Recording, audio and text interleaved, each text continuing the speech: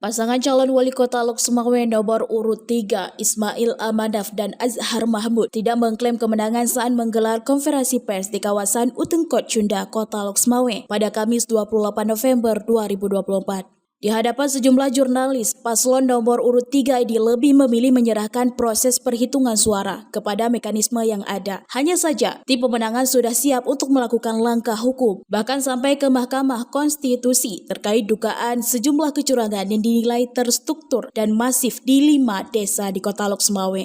Hal ini disampaikan oleh Muhammad Raji Firdana selaku juru bicara tim pemenangan paslon Imam. Hari ini kita telah menyelesaikan proses pemilihan umum calon kepala daerah untuk Kota Lok Sumawe. Alhamdulillah proses sebagian berjalan lancar.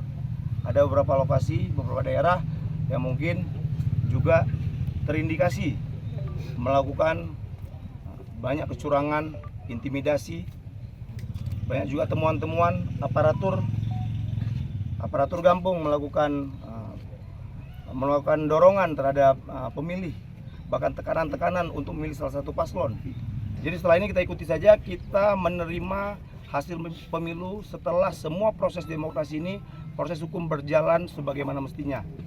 Kami pasangan Imam menemukan banyak indikasi-indikasi, maka kami pasangan Imam mungkin akan melakukan berbagai kegiatan baik berupa sanggahan, laporan secara hukum, bahkan mungkin apabila ini sampai dengan harus kita ke Mahkamah Konstitusi, maka kita akan perjuangkan ini sampai dengan ke Mahkamah Konstitusi demi hak-hak masyarakat Kota Lok Sumawe, hak-hak demokrasi masyarakat Kota Lok Sumawe, supaya mendapatkan pemimpin yang baik dan hak-hak masyarakat yang ingin perubahan bagi Kota Lok Sumawe. Dugaan penggunaan hak pilih secara berkali-kali, hak pilih orang lain, bahwa terjadi laporan hasil pemilihan yang dirangka yang dikarang gitu ya. Jadi kita sudah melihat ada 5 desa atau bahkan lebih terindikasi bahwa telah terjadi kecurangan yang sangat terstruktur, sistematis dan masif. TSM.